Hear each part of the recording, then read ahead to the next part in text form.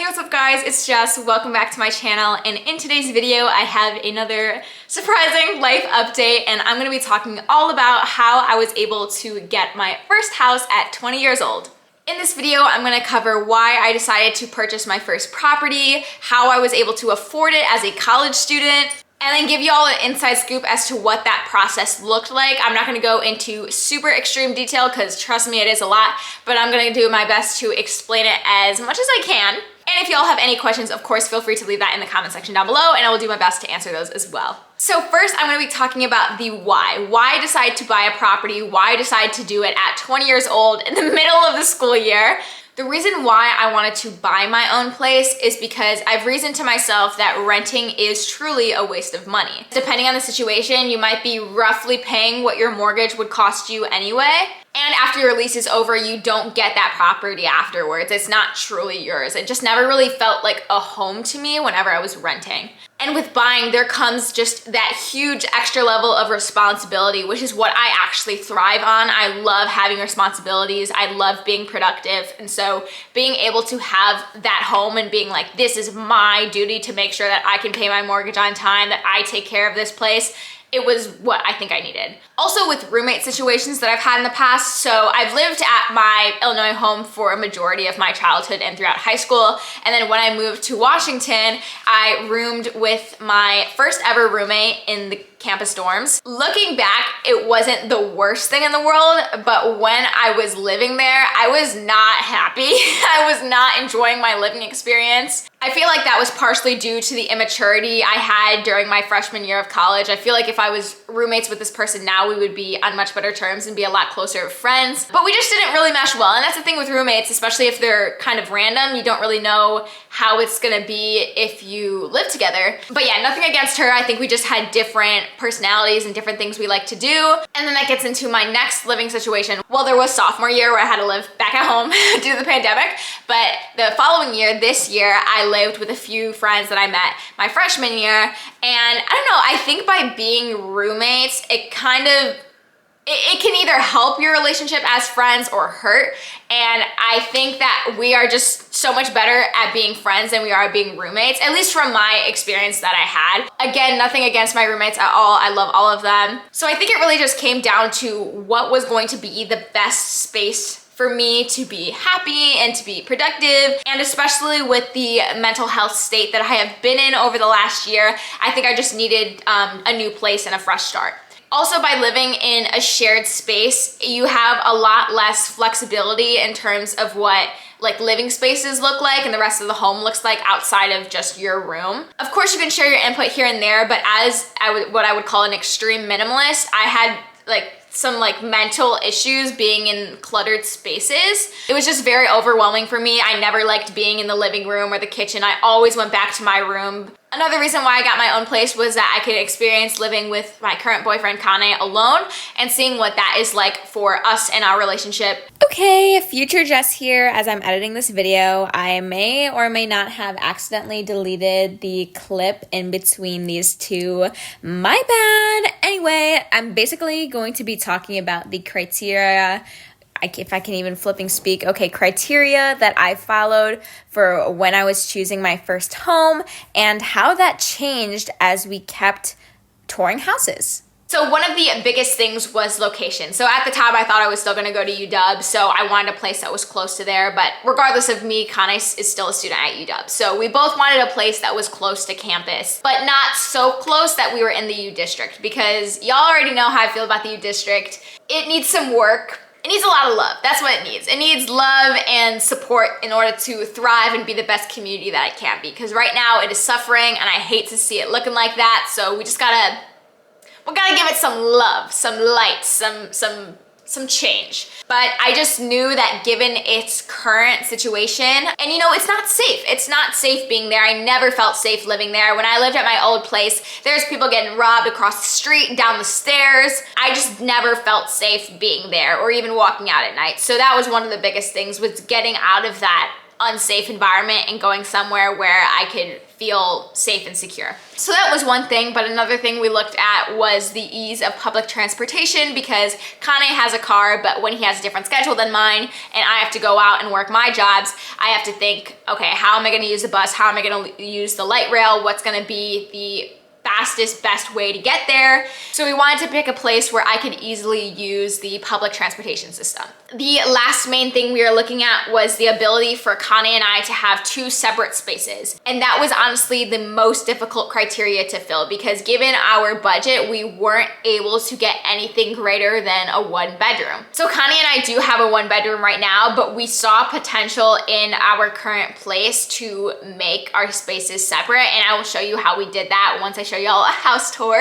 Next, I'm gonna be getting into what that home buying process was like, especially for a 20-year-old, because everyone I've ever told that I bought a house, they're like, what? You bought a house at 20? How did you manage to do that? So first and foremost, I was so shocked at how quick the home buying process was. The only reason why Kane and I were looking at buying a home at our old place was because we thought the process would take much longer than it actually did. That we would stay, you know, till the lease was up in September, and then we'd get our house right after then. But it literally took like less than 2 months. I'd say a month average. I remember the day I was looking for a real estate agent, I got connected with one immediately. We had an appointment that day. We started looking at houses within the week. After 2 to 3 weeks, we eventually settled on one we really liked. We put in our offer, and our offer actually got accepted on the first try. And then the longer part is that waiting period where you just kind of have to sign a bunch of different forms. There was just so many things you had to sign. So I would say if you are buying a home at this age, you really got to be on top of that responsibility to get those forms in on time, to make sure that whoever you're moving in with also shares that responsibility and is also on top of all the things you need to do, because you can't just do it as one person. If you're also moving in with the other person, you got to make sure they're on top of it as well. Luckily, Kane and I are both responsible in that sense, and we made sure to get everything done on time. And I think that's a huge part of the reason why this process took a lot shorter than we were expecting. That entire signing process and waiting process took a little bit less than a month, I would say a few weeks. And then we got our place. Obviously, there is a bunch of nitty-gritty details involved, and I don't know how well I can explain it, but if y'all would like me to try, I can make a separate video talking about that. The next question that I have been asked a bunch over the last few months is how I was able to afford a property as a 20-year-old college student. Now, I know in a lot of people's perspective, that idea seems totally mind-boggling. It's like, how were you even able to afford that, especially paying for college? It just didn't really make sense to a lot of people. So I'm here to explain that for you. So as y'all already know, I am a minimalist, and that is kind of the umbrella term I use for how I manage my finances as well. As a minimalist, I do not spend money on unnecessary purchases. And I guarantee that my definition of unnecessary does not match a lot of people's definition of unnecessary. The things that are unnecessary to me is practically anything that doesn't revolve around the 3 basic necessities. That to me is shelter, food, and water. I don't even consider clothes on there because y'all already know how small my wardrobe is. In reality, you have like 1 to 2 outfits and you're good to go. Some people, especially at my age, just can't fathom not having a bunch of clothes or a bunch of beauty products like makeup or going out to eat every week. There are things that I don't even say it's sacrificing, but I guess what some people view it as sacrificing. There are some things that I sacrificed in order to get what I truly, truly want. I don't need to go out and get a coffee every single morning in order to function throughout my day. I don't need to go out to a fancy restaurant every single weekend in order for me to love food. I don't have to have 30 different tops in my wardrobe in order for me to love clothes. So that was definitely one of the main reasons why I was able to buy a home at this age, because I am very, very, very particular on what I spend my money on. The next reason why I was able to buy a home at this age is because I have been working nonstop since I was 16 years old. I have always had a job. I've always had multiple jobs at the same time. You know, it's gotten to the point where I have overworked myself clearly, but I honestly love working. It's one of my favorite things to do. Graham Stephan has talked about it in his video about why he didn't go to college, and he's like, well, would I rather spend 3 hours doing homework or 3 hours earning money through my job? And you know, throughout the most of my life, I figured I could do both. Clearly, you cannot do both sustainably, at least I couldn't. But I did it for a really long time. You know, I started when I was 16, I'm 20 now. That was 4 years of just grinding it out. Yeah, I can just still do math, okay. I know I'm a dropout, but I'm still smart, guys, I promise. My first job, I worked at the local athletic department. I was doing that for the longest time. I think technically I am still hired there. I just left because I was at college. Then there was this one period my sophomore year where I was working 3 jobs, y'all. Smack dab early in the morning, I had my shift at the athletic department, and immediately after that was over, I had to go to Bath & Body Works, and immediately after that, I had to go to Dunkin' Donuts. There's just these little tiny gaps in between each shift where I can go home, change my work uniform into my other work uniform, and then maybe grab a snack to eat. That was my schedule for the longest time, and I knew that it was because I was gonna earn money and I was gonna one day use it for something that mattered to me. And then this year when I moved to Washington, I had technically 4 main sources of income. So one of them has got to be selling my old items online. You will be surprised as to how profitable that is. Even if you list your items at a low price, as long as you list a lot of those items, you'll be fine. So that was honestly one of the biggest money makers for me because I had so much stuff that I just wanted to get rid of because, you know, being a minimalist, simplifying my life, and I just earned a lot of money through that. The next thing was interning at NASA. I gotta say NASA does pay really well, and I spent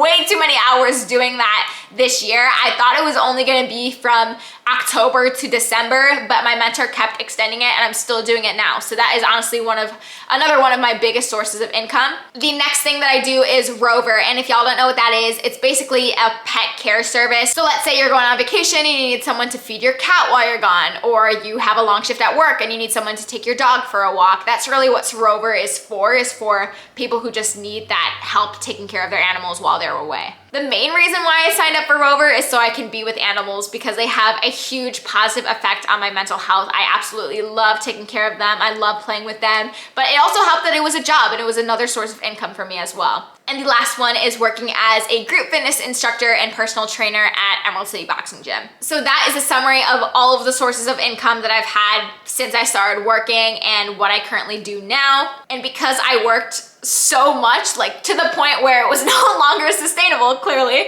I was able to get enough money to afford my first property in Seattle. So this video is getting a little bit long, so I'm gonna cut it off here because I think that's a majority of what I wanted to say in this introductory video. I will definitely be posting a house tour soon. We're just finishing a few more details in order to get it to be the space we truly want it to be. And I'm so excited for y'all to see that. You know, I've been thinking, I love homes. Maybe I can just be a real estate agent or a real estate investor. I don't know, that potential? I don't know, I'm still trying to decide what I wanna do. That is the end of the video. I hope y'all enjoyed and I will see you all in my next video. Bye.